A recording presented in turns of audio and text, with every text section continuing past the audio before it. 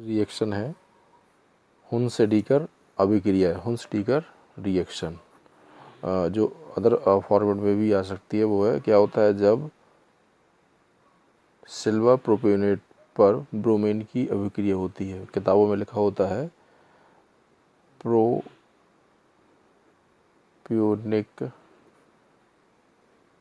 अम्ल का सिल्वर लवण, इस फॉर्मेट में भी लिखा होता है, तो कंफ्यूज नहीं होना है।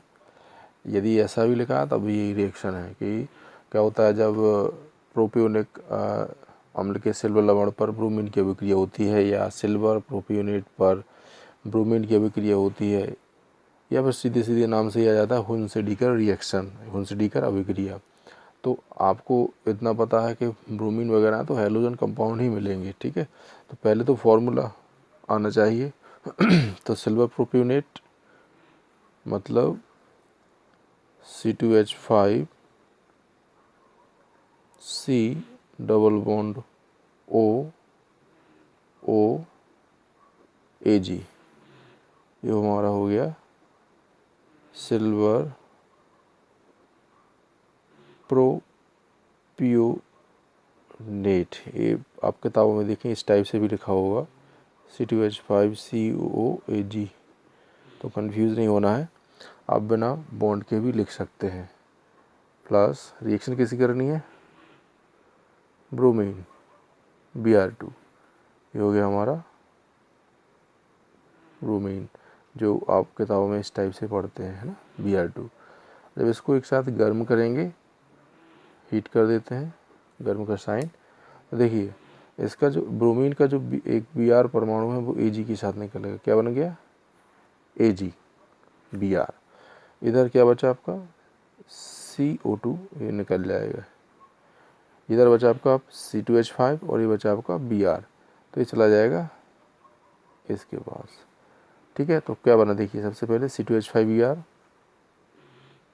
C2H5Br plus CO2 plus AgBr।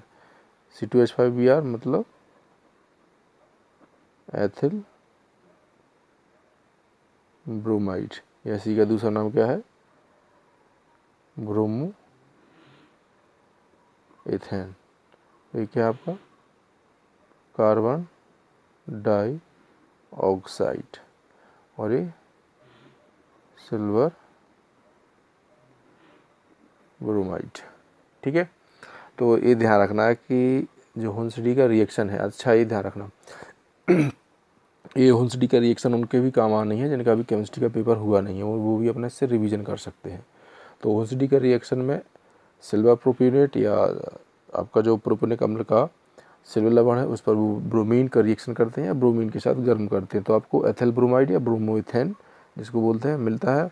और जो कार्बन डाइऑक्साइड है और सिल्वर ब्रोमाइड है वो साइड कंपाउंड निकल जाए, कार्बन डाइऑक्साइड है गैस निकल जाती है, ये ध्यान रखना।